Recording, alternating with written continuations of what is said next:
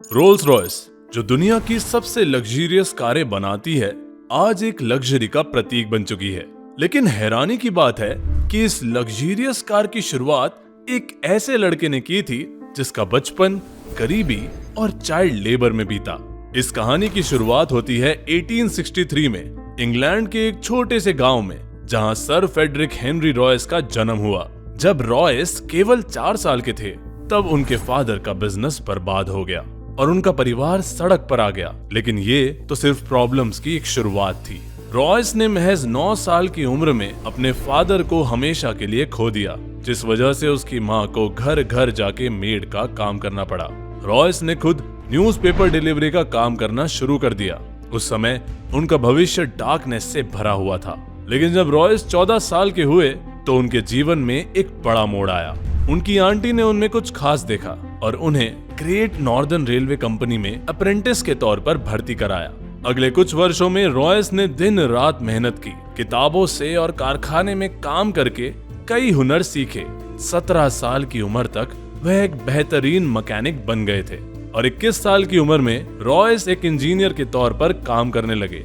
लेकिन कुछ समय बाद उनकी कंपनी को फाइनेंशियल प्रॉब्लम्स का सामना करना पड़ा और वह बंद हो गई। इसके बावजूद रॉयस ने हार नहीं मानी और अपनी खुद की इलेक्ट्रिकल इंजीनियरिंग कंपनी खोलने का फैसला किया। रॉयस ने अपनी सारी बचत लगाकर मैनचेस्टर में F.H. रॉयस एंड कंपनी की शुरुआत की। शुरुआत में उन्हें जो भी काम मिला वह उन्होंने पूरे मन से किया, जैसे कि स्विंग मशीन रिपेयर करना, इलेक्ट्रिकल फिटिंग्स करना। जल्द ही रॉयस ने देखा कि इलेक्ट्रिकल लाइटिंग और फिटिंग्स की डिमांड बढ़ रही है। उन्होंने आर्क लाइट्स, बल्ब होल्डर्स और इलेक्ट्रिकल डोर बोल्ट्स का प्रोडक्शन शुरू कर दिया और इससे कंपनी को जबरदस्त सक्सेस भी मिली। साल 1900 आते आते उनकी कंपनी की बिक्री 20,000 पाउंड्स पार कर चुकी थी। हालांकि 1901 में जर्मन और अमेरिकी कंपनियों ने ब्रिटिश इलेक्ट्रिकल बाजार में एंट्री की और इससे कंपटीशन भी बढ़ गया।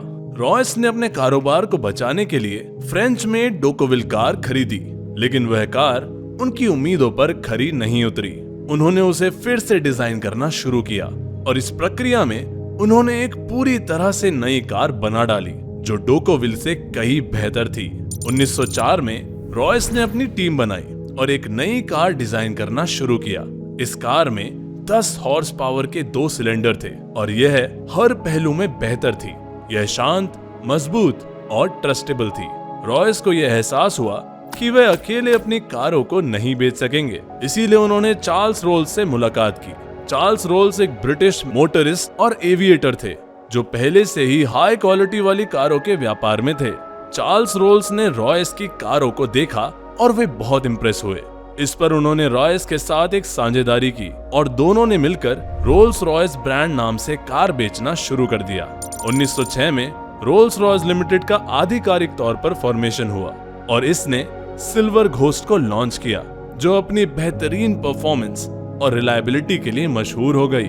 इस कार की रिलायबिलिटी को साबित करने के लिए रोल्स ने 24,000 किलोमीटर का एक टेस्ट ऑर्गेनाइज किया, जिसमें यह कार बिना किसी परेशानी के लगातार चलती रही। 1910 में चार्ल्स रोल्स की एक प्लेन क्रैश में मौत हो गई, जिससे रॉयस को गहरा शॉक पहुंचा।